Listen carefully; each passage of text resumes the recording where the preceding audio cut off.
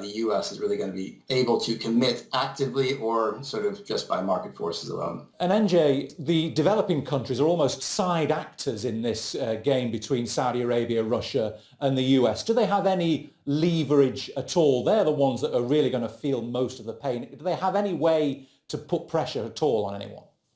I think they already put in pressure through membership in OPEC and OPEC Plus. Don't forget the huge role Nigeria, Angola, Equatorial Guinea, they've played. The OPEC presidency right now is run by an African from Algeria. They have shaped, but when it comes to market forces, of course, that we don't really have that much when looking at how much we import and how much we use. China still come out as a big winner here because of the prices, but there has been a continuous push among African states on how this needs to go about. Not all the developing countries were very happy with the cuts and what happened at OPEC yesterday, but they united together, and I talked to many of them to accept it because they understand that if a more stabilized market, it's really good for us. But then what has happened is that they had the lessons learned from yesterday was a new focus on exploration and saying they got to increase their market share so that they can really play an active role in shaping this energy dialogue in the future. And that's a big lesson when it comes in creating that enabling environment so that you can be a player. Antoine, do these developing countries have any leverage, or are they all out of the game and it's all up to Saudi Arabia and Russia? Can they do anything? Saudi Arabia and Russia are really exercising a lot of influence and control in this situation. Of course, the primary driver is the pandemic, but the two countries, the superpowers of oil, the largest exporters, have really played their cards, in my view, quite well, and have made the most of these very difficult circumstances. To go back to the point you raised before, in terms of the response of the shale producers in the US, we're seeing a response today. The company I was mentioning, Kairos, I work with, monitors activities in the tight oil patch in the US and monitors the rig count, but also the frac crews, the crews that go and do the fracking and complete the wells. We've seen a dramatic drop in frac crews, in the number of frac spreads active in the tight basins over the last month. We've seen a decline of 100 frac fleets active in the shale patch. That's a very dramatic decline. It's a 50% month-on-month decline, 60% year-on-year. And there's probably more declines coming. And Alex, the US is going to be under some pressure to cut production itself. It, of course, can't officially do it through it because of antitrust laws. How could the US play its role in cutting production? The Texas Railroad Commission, they do have the ability to sort of manage Texas oil supply. So I think if anyone's looking for active market management in the U.S., it looks like through the Texas Railroad Commission is the most likely way that could happen. Now, this mechanism that the Texas Railroad Commission has not been utilized for many decades. We don't really know how it would operate in a current sort of 2020 environment. But we do know that of the three commissioners that sit on the Texas Railroad Commission, at least one of them is very in favor of some active market management. You'll need 2/3 of the members to vote for it for something to actually happen. So it's a matter of convincing one of the other two to sort of go along with this. But if you're looking for active market management, it seems like this would be the most likely way it could turn out. Is it likely? I'm not quite sure. We're hearing different things. I think this one commissioner is quite optimistic.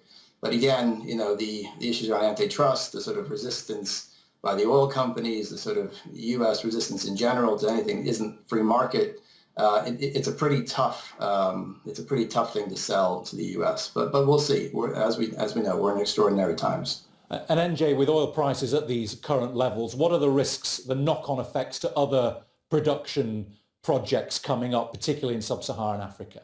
Most of them are on risk. The number of force majeures are going up. If you look at Tower Resources, just announced force majeure in Cameroon earlier this week. BP announced force majeure on other projects, and that already put a lot of projects at risk, and a lot of exploration is at risk, and that is also something that you have to really look at and you really have to doubt how we're going to survive throughout this period. But there's going to be hope, because exploration is still going on, and some studies are still going on. But the big ticket items, the big money projects, they also are being very, very strained. And one of the things that we have to really worry about is you have to really look at what is going on in offshore platforms with the coronavirus, because now companies now are paying more attention to that, and they're not really trying to invest in a lot more projects. But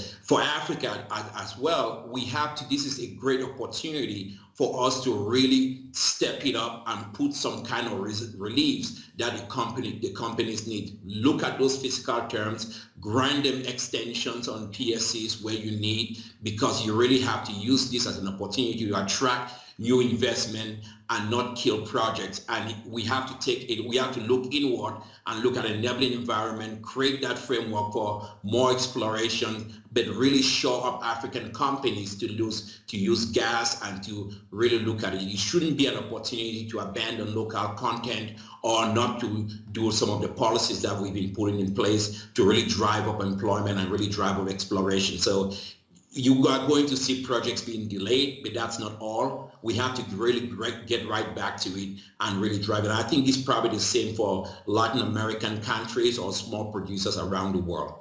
And Antoine, are we going to have an OPEC Plus meeting again later in the year to agree further cuts?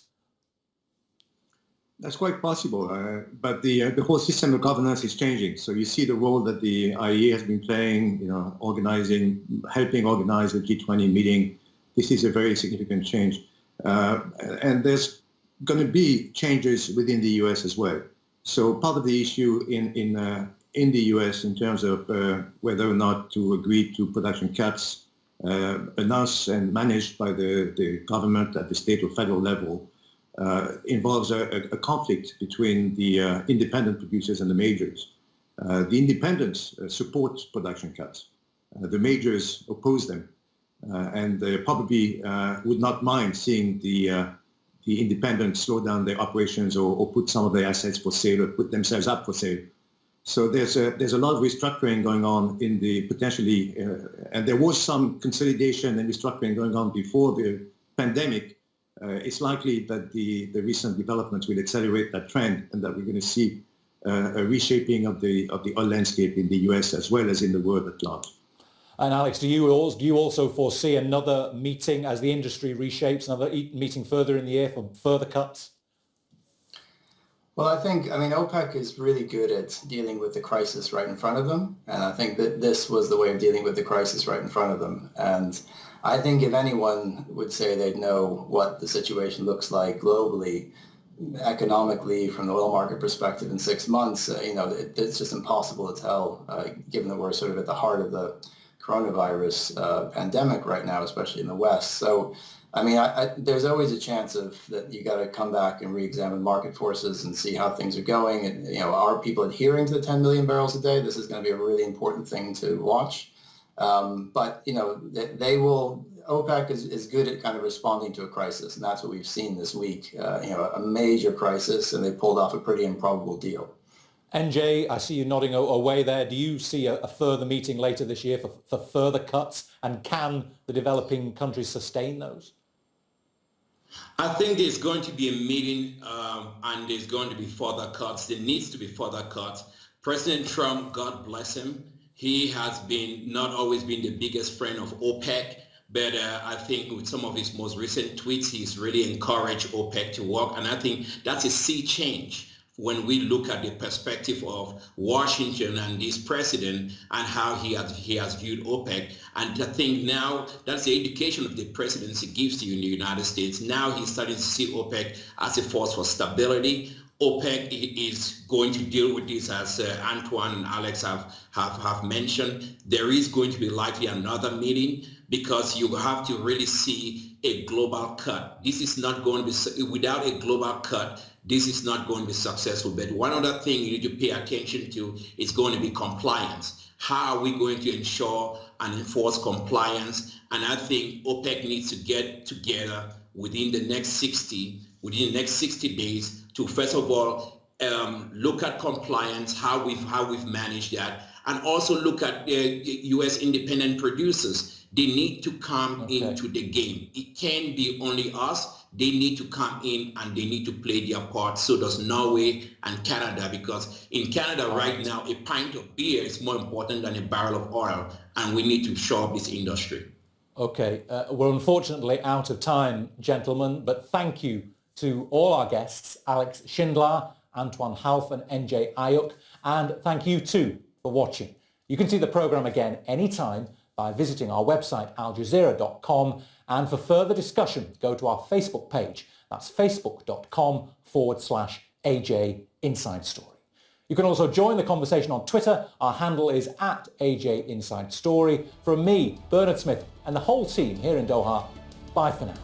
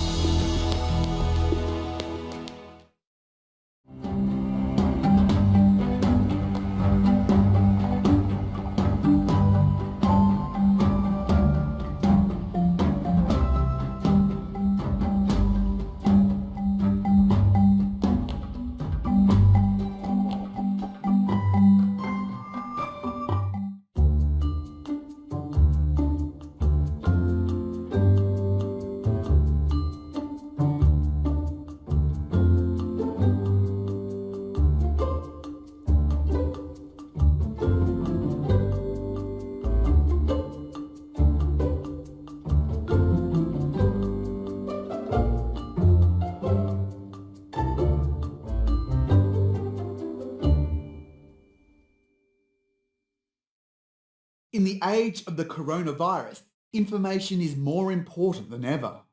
101 East investigates the battle for truth in China and beyond on Al Jazeera.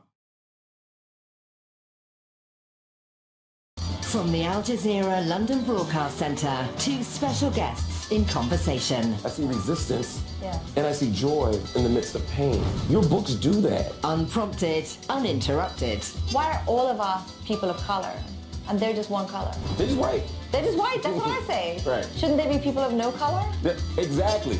Fatima Bhutto meets Mark Lamont Hill. I very much thought I was going to get shot. It looked like a bad movie. Studio B Unscripted on Al Jazeera. We understand the differences and similarities of cultures across the world. So no matter where you call home, Al Jazeera will bring you the news and current affairs that matter to you. Al Jazeera.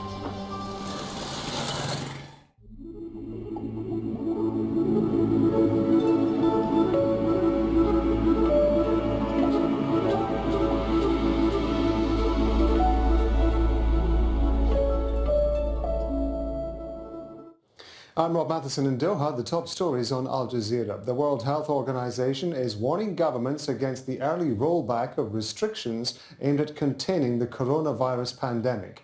It says the rate of infection has been slowing in some countries, but others are seeing an alarming surge. I know that some countries are already planning the transition out of stay-at-home restrictions.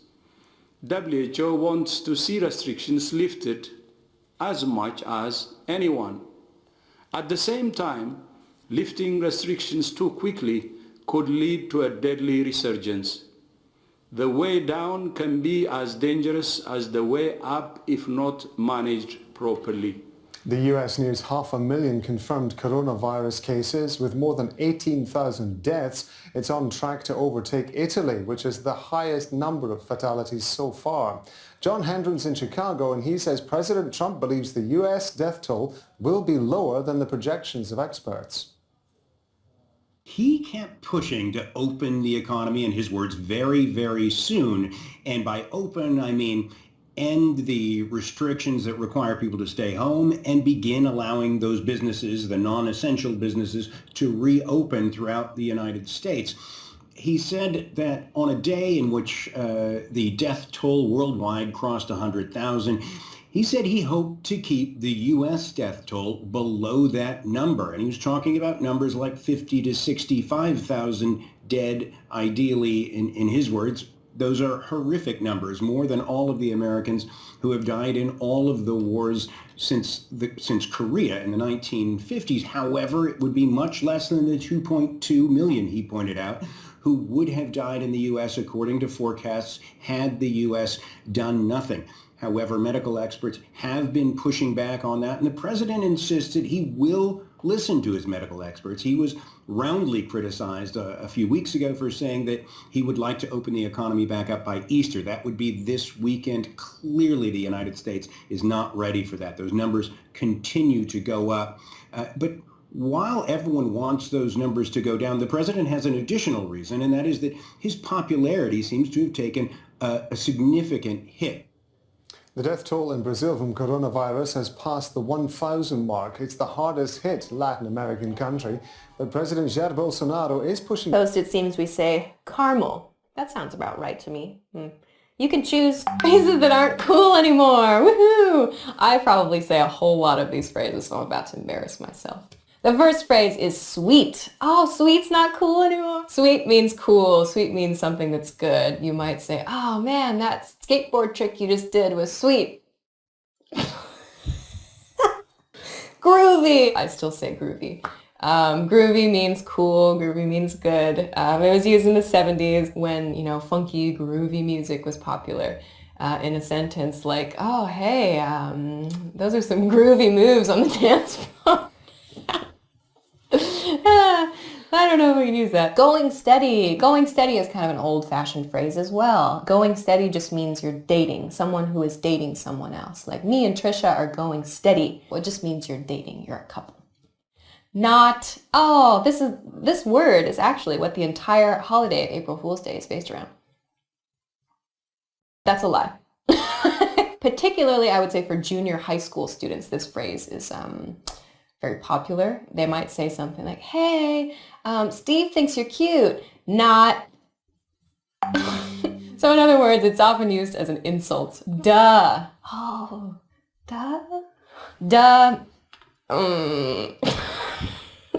Duh is used when someone says something really stupid or something really obvious. So if you say something like, oh, hey, it's raining, the other person who can also maybe look out the window you're both sitting in front of might say, duh, because you've just indicated something very, very obvious. You can also use duh to make fun of yourself when you do or say something really stupid. As soon as you realize this, you can go, oh, duh, yeah. Intermediate Latin phrases. This is gonna be fun. Bona fide. It sounds like an American thing, like we bastardized that word a bit. Bona fide then means something that's genuine or something that's truly representative of something else. So if someone says he's a bona fide gentleman, for example, it means he's truly a gentleman. I don't hear this word very often, at least among the people I spend time with. Perhaps you might hear it, especially in an old movie, I think. Vice versa. Vice versa means, basically it just means to switch positions of something. So you might say, oh, I could come to your house and then we could go, no, this is a terrible example. I could go to your house or vice versa, meaning you come to my house. So saying vice versa, it leaves the listener to fill in the opposite of whatever else you're saying. Yeah, that's actually kind of a useful phrase that's still used quite a lot. I hear it a lot in kind of business English. Alma mater. Alma mater? Alma mater? Alma mater just refers to the college that you graduated from. So whatever it is, whatever your university is, you could be from, Harvard University. You would say, oh, Harvard is my alma mater. That's it. Carpe diem. Carpe diem. Carpe diem means seize the day. So it's a kind of a motivating phrase. You can say it maybe when you leave the house for work, for example. If you're feeling like you need an extra bit of motivation, you might say, carpe diem to yourself. Status quo. Status quo refers to the norm or whatever is the regular in society. For example, right now, let's see, what's a status quo? I don't know. Politics. That won't infuriate anybody. So maybe in one place, the status quo might be to eat vegan. Maybe, it's, eating vegan is the status quo. We're going to look at some common English idioms. Let's begin. The first word, or phrase rather, is about to. About to means you're going to start something. You're going to begin doing something. For example, I'm about to start explaining this idiom to you. Hey. Okay, the next word or phrase, idiom. The next idiom is by the way. The word here they've used is incidentally. It's a way to transition to another topic that's related to what you're talking about. For example, this week I'm going to a party. By the way, did you hear about the party happening next week? So they're somewhat related. Okay. The next idiom is in a way. In a way. This is kind of... In a way, it was a good thing that the burrito shop was closed because otherwise I would have eaten way too much. And you can use this to show that there are maybe two sides to a situation. Maybe some things are negative, maybe some things are positive. Next is on the other hand. I hear this a lot. On the other hand is a way of just saying however, or to share two different sides to a story. For example, I think my coworker is really irritating. On the other hand, at parties, he's really funny. So you can show two maybe different sides to a point with this phrase. Next is a matter of fact, as a matter of fact, as an idiom. This is a long way to just say actually or really. It's a little bit more formal sounding, so you might use it in a business meeting, for example. Everybody at the business meeting might feel a little bit unsure about the previous month's sales. And you can begin your presentation by saying something like, I know everybody was a little bit unsure about last week's or last month's sales performance, but as a matter of fact, things improved. Want to speak real English from your first lesson? Sign up for your free lifetime account at EnglishClass101.com. Want to finally start speaking in your target language? In this guide, you'll discover the top 7 ways to practice speaking on your own with our lessons. Let's begin. Number 1, shadowing. Shadowing is a proven learning technique where all you do is repeat what you hear in order to practice speaking. So access any audio or video lesson on the site and press the play button to start. Then, as you listen or watch, just repeat the conversations. Or, even easier, read along out loud with the dialogue section. The script is right there in front of you. With our lessons, you can master entire conversations, just like that. Number 2, read out loud. I just mentioned it, but reading out loud is another powerful tactic and deserves its own mention. With every lesson, you get written transcripts and translations. So as you play the lesson, read the dialogue out loud as you hear it. Why? By reading out loud, you're also practicing your speaking skills. You can do this with the lesson notes, the lesson transcript, or the dialogue tool. With the dialogue tool, you can listen to each line again and again, and repeat out loud until you master them all. Number 3, speed up your reading to speed up your speaking. Being able to speak without thinking is a sign of language mastery. If you're talking to a native and can respond quickly, they'll assume that you're fairly fluent. How can you do this? When you read out loud, try increasing your speed a little bit every time.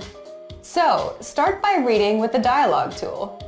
If you're like most learners, you'll read the first line slowly. That's